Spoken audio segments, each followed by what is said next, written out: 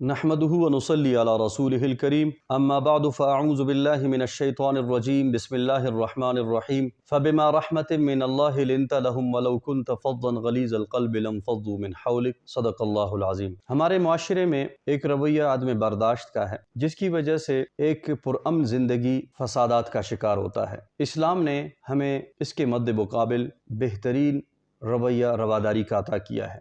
آپ صلی اللہ علیہ وسلم کے متعلق اللہ تبارک و تعالیٰ فرماتے ہیں کہ یہ میری رحمت ہے کہ جس کی وجہ سے آپ کے مزاج کو نرم بنایا گیا۔ اگر آپ تندخو سخت دل ہوتے تو کبھی بھی صحابہ کرام آپ کے قریب نہ آتے بلکہ آپ سے دور بھاگ جاتے۔ یہ اللہ کی مہربانی ہے کہ آپ سراپا شفقت اور محبت ہے جس کی وجہ سے صحابہ کرام کھینچتے چلے جاتے ہیں آپ کی طرف۔ آپ صلی اللہ علیہ وسلم نے اپنی زندگی میں اپنے عمل کے ذریعے امت کو رواداری کا درس دیا۔ یہ رویہ اگر مکی زندگی میں ہم اس کا مطالعہ کریں تو وہاں پہ مشرکین مکہ کے ساتھ آپ کا رویہ بحیثیت انسان رواداری کا رہا، اور اسی طرح مکی زندگی کا اگر مطالعہ کریں ہمیں ہر پہلو میں صاف واضح نظر آتا ہے کہ آپ نے حتی الامکان برداشت کے ساتھ زندگی گزاری ہے۔ آپ نے ایک موقع پر جب صحابہ کرام نے آپ سے بد دعا کا مطالبہ کیا کہ اے اللہ کے رسول ان مشرکین مکہ کے لیے آپ بد دعا کیجئے، تو آپ صلی اللہ علیہ وسلم نے فرمایا کہ مجھے اللہ تبارک و تعالیٰ نے بد دعا کے لیے اور لعنت کرنے کے لیے نہیں بھیجا، بلکہ آپ صلی اللہ علیہ وسلم دعا دینے والے تھے، آپ صلی اللہ علیہ وسلم دعوت دینے والے تھے۔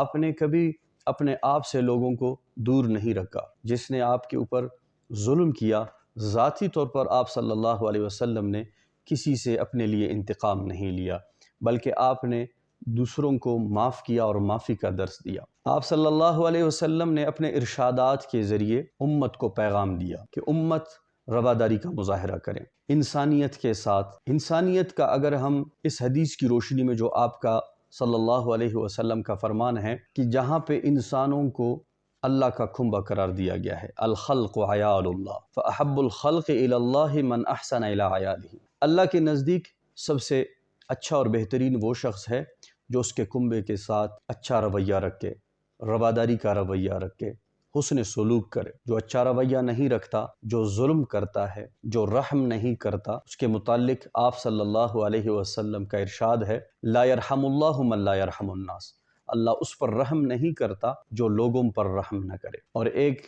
حدیث میں آپ صلی اللہ علیہ وسلم کا ارشاد ہے ارحموا من فی الارض یرحمکم من فی السماء، آپ زمین والوں پر رحم کرو تو آسمان والا آپ کے اوپر رحم کرے گا۔ تو یہ رحمت شفقت کا جو رویہ ہے یہی ہمیں رواداری کی طرف لے جاتا ہے، جہاں پہ ہم عدم برداشت کا مظاہرہ کریں گے، آپس میں بغض رکھیں گے، حسد رکھیں گے، نفرت رکھیں گے، اس سے امن تباہ ہوتا ہے، معاشرے میں فسادات جنم لیتے ہیں۔ اس متعلق آپ صلی اللہ علیہ وسلم کا ارشاد ہے لا تحاسدوا، آپس میں حسد نہ کرو۔ یہ حسد کبھی کسی کے مال پر ہو سکتا ہے، کسی کی منصب پر، کسی کی عزت پر، کسی کی وجاہت پر، کسی کے شان و شوکت پر، تو یہ حسد سے آپ صلی اللہ علیہ وسلم نے فرمایا۔ اور اسی طرح آپ صلی اللہ علیہ وسلم نے فرمایا وَلَا تَبَاغَضُوا، ایک دوسرے کے ساتھ بغض مت رکھو، کینہ مت رکھو۔ اور آگے فرمایا وَلَا تَدَابَرُوا، ایک دوسرے کو پیٹھ مت دکھاؤ، یعنی نفرت کر کے منہ مت پھیرو ایک دوسرے سے۔ ہمارے معاشرے میں جب کسی سے نفرت کیا جاتا ہے تو اس کو سلام تک نہیں کیا جاتا، اور چھ جائے کہ کسی کے ساتھ آپ خند پیشانی سے ملیں،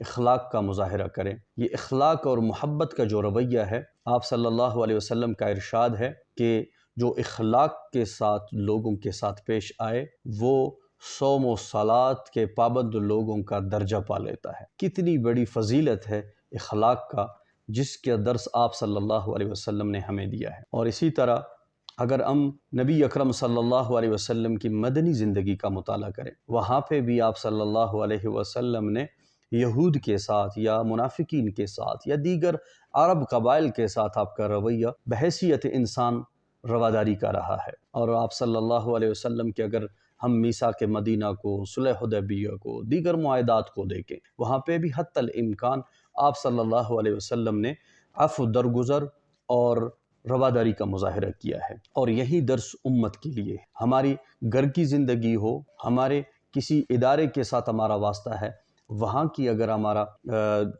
اٹھنا بیٹھنا ہو، یا ہم تجارت کرتے ہیں، کاروبار کرتے ہیں، زراعت کرتے ہیں، یا ہم سیاست کرتے ہیں، یا دینی میدان میں ہم ایک دوسرے کے ساتھ ہمارا رابطہ اور تعلقات اور آپس میں اٹھک بیٹھک ہو سکتی ہے، تو ہر شعبے میں، ہر میدان میں ہمیں رواداری کا مظاہرہ کرنا ہے۔ یہی درس ہے اسلام کا، یہی درس ہے اللہ تبارک و تعالیٰ کی طرف سے انسانیت کے لیے۔ دعا ہے کہ اللہ تبارک و تعالیٰ ہمیں ان باتوں پر عمل کرنے کی توفیق عطا فرمائے۔ وآخر دعوانا ان الحمد للہ رب العالمین۔